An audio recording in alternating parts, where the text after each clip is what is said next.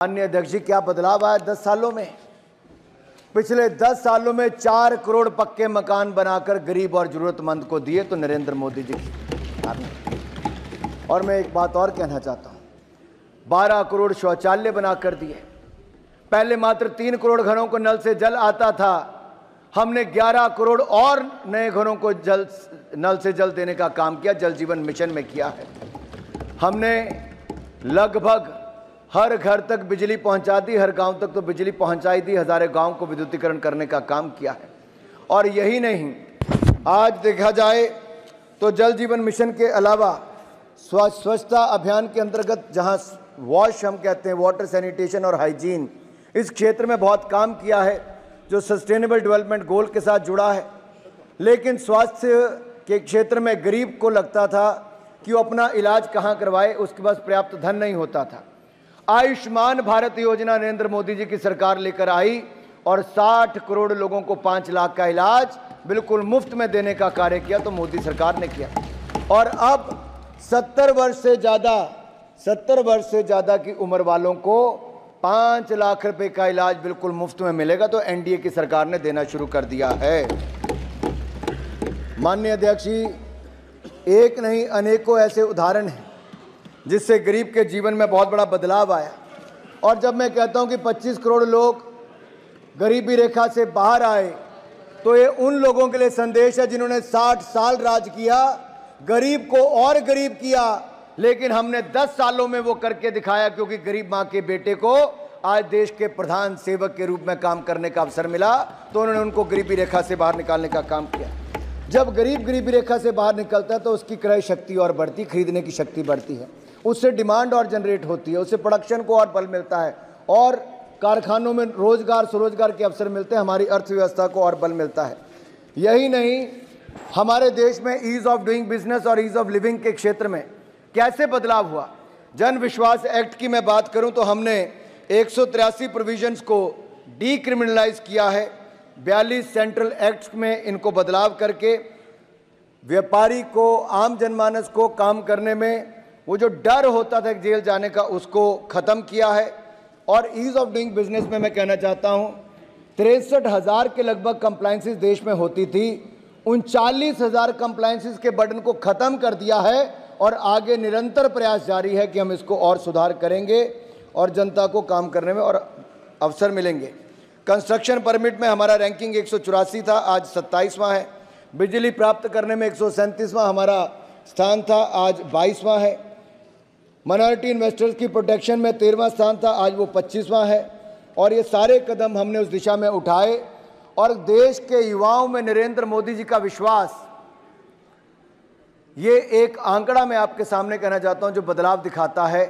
Startup हमारे देश में मात्र 350 थे, हम दुनिया में कहीं खड़े नहीं थे, आज वो 350 से बढ़कर 1 लाख से ज़्यादा स्टार्टअप हो गए। और माननीय सभापति जी, इसके साथ साथ हमारा भारत दुनिया का तीसरा बड़ा स्टार्टअप इकोसिस्टम बन गया, तीसरा बड़ा स्टार्टअप इकोसिस्टम। हमारे यहाँ पर मात्र 3 से 4 यूनिकॉर्न थी, आज लगभग 107 से ज़्यादा यूनिकॉर्न बनी है। एक यूनिकॉर्न का मतलब है 8,500 करोड़ से ज़्यादा उसकी वर्थ होना। आज स्पेस सेक्टर भी हमने खोल दिया है, 160 से ज़्यादा स्पेस सेक्टर में स्टार्टअप्स हैं। एग्रीकल्चर के क्षेत्र में 7,000 से ज़्यादा स्टार्टअप्स हैं। लेकिन इन सब के लिए पैसा कहाँ से मिलता है? बैंकिंग क्षेत्र तो पिछली सरकार ऐसा छोड़कर गई थी कि ऐसा लगता था देश के सारे बैंक बंद ही हो जाएंगे, चरमरा जाएंगे। 12 में से 11 की स्थिति तो घाटे वाली थी, अधिकतर पीसीए फ्रेमवर्क में थे। लेकिन हमारी 4R स्ट्रैटेजी ने देश में वो बदलाव किया, रिफॉर्म लाकर, रेजोल्यूशन रिकवरी लाकर, रिकॉग्निशन, रिकैपिटलाइजेशन, इन चारों के वजह से आज क्या बदलाव हुआ है। आप कल्पना कीजिए, हमारे यहाँ पर जो 36,000 करोड़ का मुनाफा आता था पब्लिक सेक्टर बैंक का, आज बढ़कर 1,41,000 करोड़ हो गया, 1,41,000 करोड़। और जो नॉन परफॉर्मिंग एसेट्स एनपीए थे वो 15% से कम होकर मात्र 3% रह गए। अब ये और कम होने वाले, हमारे बैंक और मजबूत होने वाले हैं। बैंकों की मार्केट कैपिटलाइजेशन जो 4,50,000 करोड़ थी वो बढ़कर 17 लाख करोड़ हो गई, लगभग 4 गुना ज़्यादा हो गई। इनके समय फोन बैंकिंग चलती थी, फोन होता था, बैंक वाले पैसे दे देते थे और वो पैसा लेकर विदेश भाग जाते थे। हमने एनडीए में भी कमी लाए हैं, स्ट्रेस्ड एसेट में भी कमी लाए हैं। आज उसका प्रभाव माननीय सभापति जी ये फर्क पड़ता है। 2014 में एजुकेशन लोन पर इंटरेस्ट था 14.25%, जो कम होकर रह गया लगभग 9%। होम लोन मिलता था 10.15% इंटरेस्ट रेट पर, आज मिलता है 8.40% पर। ऑटो लोन था 10.95% पर, आज रह गया 8.75% पर। पर्सनल लोन था 14.25% इंटरेस्ट पर, आज है 11.5% पर। ये सारी चीज़ें तो हुई, लेकिन फॉर्मलाइजेशन ऑफ इंडियन इकोनॉमी किन आधार पर हुई है? इसके लिए डिजिटाइजेशन, इजी क्रेडिट और फॉर्मलाइजिंग एम्प्लॉयमेंट, इसका बहुत बड़ा रोल रहा। प्रधानमंत्री नरेंद्र मोदी जी के नेतृत्व में जनधन, आधार, मोबाइल, जैम ट्रिनिटी ने एक बड़ी भूमिका निभाई है।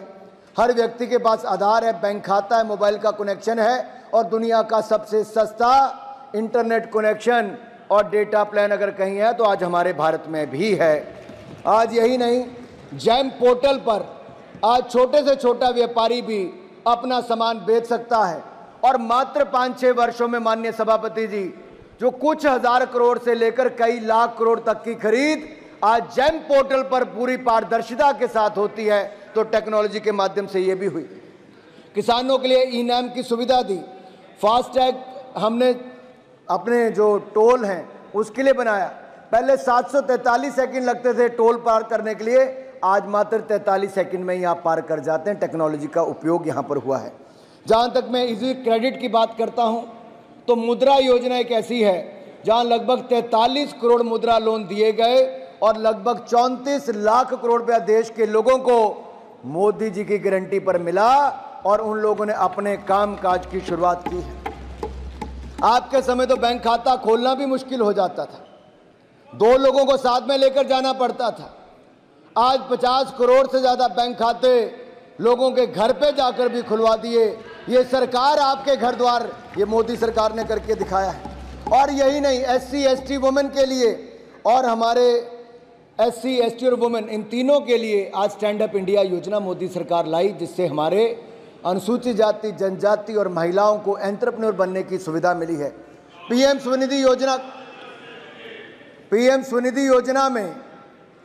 स्वनिधि योजना में लगभग 70 लाख स्ट्रीट वेंडर्स को, रेडी पटरी वालों को बगैर किसी गारंटी के अगर पैसा मिला और अपना व्यापार करने का अवसर मिला तो नरेंद्र मोदी जी की एनडीए की सरकार में मिला। माननीय सभापति जी, ये कहना आसान होता है, ये कोविड के समय भी जो मदद मिली 10-10 हज़ार रुपये से शुरू किया था। जिन लोगों ने समय पर पैसा वापस कर दिया, डिजिटल पेमेंट से वापस किया, उनका इंटरेस्ट भी माफ हो गया। 10,000 की बजाय आज 20,000 का पैसा मिला, 20,000 से 50,000 मिला और आज उनका व्यापार भी बना, कई उनमें से लखपति भी बन गए। अब तो हम ग्रामीण क्षेत्र में भी स्वनिधि योजना लाने वाले, ग्रामीण क्षेत्र के रेडी पटरी वालों को भी इसका लाभ मिलने वाला है। हमने नए लेबर लॉज लाए और इसके कारण हमें फ़ायदा मिला। ई श्रम हमने इसको फॉर्मलाइज किया, जो इनफॉर्मल सेक्टर में लोग काम करते थे। आज लगभग 30 करोड़ ई श्रम कार्ड बने हैं और ईपीएफओ में अगर मैं कहूँ रजिस्ट्रेशन जो नई हुई है वो लगभग 7 करोड़ 40 लाख है, जो 2018 से लेकर 2024 तक हुई। इससे पता लगता है देश में रोजगार की संभावनाएं भी बहुत बड़ी हैं। डिजिटल इंडिया, अगर मैं OTT प्लेटफॉर्म्स की बात करूं या फिर कोविन ऐप की बात करूं, आरोग्य सेतु ऐप की बात करूं, ई नाम से लेकर हमारे जैम पोर्टल की बात करें या digital OPD services, digital courts की बात करें, आज हर क्षेत्र में डिजिटाइजेशन का बहुत बड़ा फर्क पड़ा है। एक पूर्व वित्त मंत्री हैं, उन्होंने बड़ा मजाक उड़ाया था। उन्होंने कहा था कि प्रधानमंत्री जी ये बताइए, गांव में किसको इंटरनेट की सुविधा मिलेगी? कहाँ कोई 7.5 रुपये में आलू या टमाटर खरीद पाएगा? कैसे पैसों का लेन देन हो पाएगा? आज मैं इस सदन को बताना चाहता हूँ आपके माध्यम से, जो वो शायद सोचते थे कि संभव नहीं हो पाएगा, वो असंभव को भी संभव हमारी सरकार ने करके दिखाया। आज भीम यूपीआई, भीम यूपीआई आज दुनिया भर में सबसे ज्यादा डिजिटल पेमेंट्स आज दुनिया की 40% डिजिटल पेमेंट कहीं होती है तो हमारे भारत में होती है। रेडी वाला भी करता है, चाय वाला भी करता है, पटरी वाला भी करता है, बड़ा से लेकर बड़ा व्यापारी, छोटे से छोटा व्यापारी भी करता है। 100 बिलियन से ज्यादा ट्रांजैक्शंस होती हैं, 13 लाख करोड़ से ज्यादा का लेन देन होता है। मैं आपके माध्यम से माननीय सभापति जी ये कहना चाहता हूं, ये भारत को जहां रोकना चाहते थे वहां भारत रुकने वाला नहीं है, क्योंकि आपको दिखेगा कि कैपिटल एक्सपेंडिचर की जब मैं बात करता हूं, अगर 2 साल पहले 7.5 लाख करोड़ था तो पिछले साल 10 लाख करोड़ था, अब 11,11,111 करोड़ रुपया कैपिटल एक्सपेंडिचर आज तक के इतिहास में सबसे ज्यादा हुआ है। मैं कुछ आंकड़े आपके सामने रखना चाहता हूं और आशा करता हूं सदन को भी उसके लाभ मिल पाएगा, थोड़ी जानकारी मिलेगी। अगर 2014 में हम कहां खड़े थे, 2014 में 74 एयरपोर्ट थे, आज 150 एयरपोर्ट हैं। 2014 में 206 रूट थे, आज 609 रूट है। 2014 में हम कहीं नहीं थे, आज दुनिया की तीसरी बड़ी डोमेस्टिक एविएशन मार्केट है। 2014 में हम 96,000 किलोमीटर नेशनल हाईवे थे, आज 1.5 लाख किलोमीटर नेशनल हाईवे है। 2014 में 3,20,000 किलोमीटर ग्रामीण सड़कें थी, आज लगभग 7 लाख किलोमीटर से ज्यादा ग्रामीण सड़कें हैं। 2014 में 16 IIT थे, आज 23 IIT हैं। 2014 में 13 IIM थे, आज 21 IIM हैं। 2014 में 7 एम्स थे, आज 23 एम्स हैं। 2014 में 9 IIIT थी, आज 25 IIIT हैं। और यही नहीं, उस समय 387 मेडिकल कॉलेज थे, आज 706 मेडिकल कॉलेज हैं। तब 723 यूनिवर्सिटी थी, आज 1,117 यूनिवर्सिटीज हैं। तब 50,000 सीटें MBBS की थी, आज 1,01,000 से ज्यादा सीटें MBBS की हैं। तब 31,000 के लगभग पोस्ट ग्रेजुएशन की सीटें हैं, आज 65,000 के लगभग सीटें हैं। उस समय और अब के समय में इतना अंतर है माननीय सभापति जी कि उस समय स्टार्टअप 350 थे, आज 1 लाख स्टार्टअप है। उस समय 4 यूनिकॉर्न थे, आज 107 यूनिकॉर्न है। तब आपका बैंकों का प्रॉफिट 36,000 करोड़ था, आज 1,41,000 करोड़ है। तब NPA 15% था, 3%। तब मार्केट कैप बैंकों की 4 लाख करोड़ थी, आज 17 लाख करोड़ है। आज कैपिटल एक्सपेंडिचर हमारा कई गुना ज्यादा बढ़ गया है। मैरीन एक्सपोर्ट की बात करूं तो उस समय $5 बिलियन था, आज $8.9 बिलियन हो गया। इलेक्ट्रॉनिक्स का एक्सपोर्ट हमारे $6 बिलियन था, आज $24 बिलियन, 4 गुना ज्यादा हो गया है। टॉय एक्सपोर्ट हमारा उस समय 96 मिलियन था, आज 326 मिलियन, 3 गुना से ज्यादा हो गया।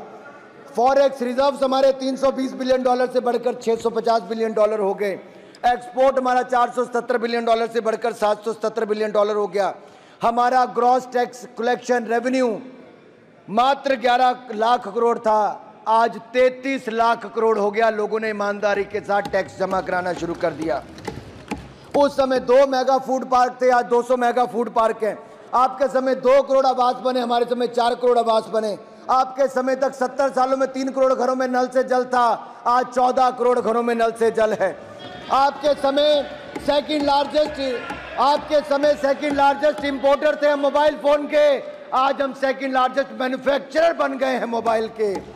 माई और बहनों, इतना ही मैं कहना चाहता हूं कि उस समय GDP हमारी 1.8 ट्रिलियन थी, आज 3.8 ट्रिलियन पार कर गई है। ऐसे अनेक उदाहरण मैं आपको बताना चाहता हूं। बहुत सारे और भी मेरे पास आंकड़े हैं, वो थोड़ी देर बाद सुना दूंगा, लेकिन इतना जरूर कहूंगा, आज जहां एक और सड़कें बन रही हैं, रेलवे बन रहा है, हवाई पट्टियां बन रही हैं, वहीं बुलेट ट्रेन से लेकर वंदे भारत आपके समय एक नहीं थी, आज लगभग 100 वंदे भारत ट्रेन आज अलग अलग रूटों पर देश में चल रही। मेरे साथियों, नेचुरल गैस पाइपलाइन आज 23,000 किलोमीटर से ज्यादा बिछ गई है। 12,000 किलोमीटर से ज्यादा भारतमाला परियोजना में प्रोजेक्ट बन गए। आपके समय 12 किलोमीटर नेशनल हाईवे बनता था एक दिन में, आज हम 30 किलोमीटर नेशनल हाईवे एक दिन में बनाते हैं। आपके समय ग्रामीण सड़कें बनती थी 30 किलोमीटर एक दिन में, आज बनती है 91 किलोमीटर एक दिन में। क्या कंपैरिजन। अगर आपकी रफ्तार से देश आगे बढ़ता तो आज वहीं का वहीं खड़ा रहता। आपने 10 साल सरकार चलाई, 11वें नंबर पर ही खड़ी रही, भारत की अर्थव्यवस्था हमने 5वें नंबर पर पहुंचाने का काम किया। हमने कॉर्पोरेट टैक्स रेट को कम करके 15% किया। और यही नहीं माननीय अध्यक्ष जी, जब कोविड के टाइम पे लोगों को पैसा चाहिए था अपना व्यापार करने के लिए, तो इनकम टैक्स का रिफंड रिकॉर्ड समय के अंदर जनता को वापस करने का निर्णय प्रधानमंत्री नरेंद्र मोदी जी ने करवाया। आज रिकॉर्ड समय के आपके समय 1.5 साल रिफंड नहीं आता था, आज रिकॉर्ड समय के अंदर आता है। और यही नहीं, हमने बैंकों से लगभग 4 लाख करोड़ रुपया emergency credit line guarantee scheme के माध्यम से दिया और 20% additional working capital, 20% additional working capital Maharaj ji आप जैसी कई कंपनियों को दिया है, तो भारत सरकार ने बगैर किसी गारंटी के दिया, जो किसी सरकार ने नहीं दिया था। और यही नहीं, पीएलआई स्कीम की मैं बात करूं तो पीएलआई स्कीम में 8 लाख करोड़ रुपए के लगभग 8 लाख करोड़ के इंक्रीमेंटल सेल्स देखने को मिलती है। और यही नहीं, हमारी सरकार में विकास तो हुआ, विकास भी विरासत भी, ये हमारी सरकार की पहचान है। एक मिनट माननीय सदस्यगण, आप बैठे बैठे कमेंट्स नहीं कह रहे और सीनियर लीडर महाराज जी की तो आदत पड़ गई बैठे बैठे कमेंट्स करने की। राष्ट्रपति का अभिभाषण हो तो कमेंट्स करे, तो कमेंट नो, गलत, नो। धन्यवाद अध्यक्ष जी, धन्यवाद अध्यक्ष जी। क्योंकि मैंने विकास भी और विरासत की बात भी की, तो दयानिधि मारन जी का चिल्लाना तो सही था, क्योंकि इनके नेता वहां पर बैठ बैठ कर कहते हैं कि सनातन धर्म बीमारी की तरह, इसको जड़ से मिटाना है। इनके नेताओं ने वहां पर कहा है, इनके नेताओं ने कहा है। शर्म आनी चाहिए, माफी मांगनी चाहिए देश से इनको। अगर ये मुझे चाहते मेरा भाषण उस दिशा में जाए तो मुझे करने में कोई आपत्ति नहीं है, लेकिन ये विशेष शब्द जो इन्होंने कहे, सनातन धर्म को जो नीचा दिखाने का प्रयास किया, सनातन धर्म को आपने एड्स HIV के साथ जोड़ने का काम किया, इनके पार्टी के नेताओं ने जो कहा, ये मंजूर नहीं है। अरे मुगल आए आकर चले गए, अंग्रेज आए आकर चले गए, सनातन था, सनातन है और सनातन रहेगा।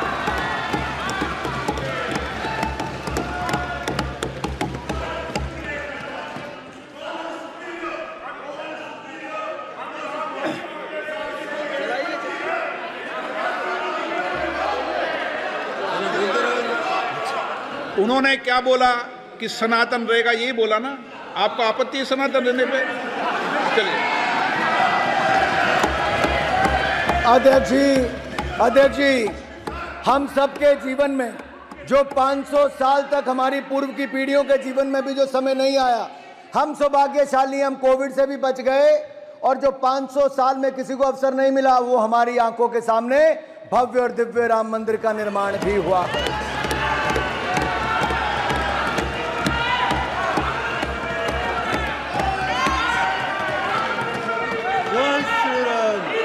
अध्यक्ष जी, मुझे इसी बात की पीड़ा है, ये सनातन धर्म को कुचलने की बात करते हैं, जड़ से मिटाने की बात करते हैं। और राम मंदिर के प्रसारण पर रोक भी किसी सरकार ने लगाई, तो किस सरकार ने लगाई? क्यों लगाई है? क्यों लगाई थी रोक को? सुप्रीम कोर्ट से निर्णय लेना पड़ा हमें। क्यों राम का विरोध करते हैं? अरे कुछ वैसे बैठे जिन्होंने राम भक्तों पर गोलियां चलाई, कुछ वो हैं जिन्होंने राम मंदिर को टेंट में रखा, कुछ वो हैं जिन्होंने राम मंदिर के प्रसारण पर रोक लगाई। माननीय सभापति जी, और जब मैं बात करता हूं विकास भी विरासत की भी, तो हम यही नहीं, सोमनाथ धाम बनाया, काशी विश्वनाथ धाम बनाया, दिव्य भव्य केदारनाथ धाम बनाया।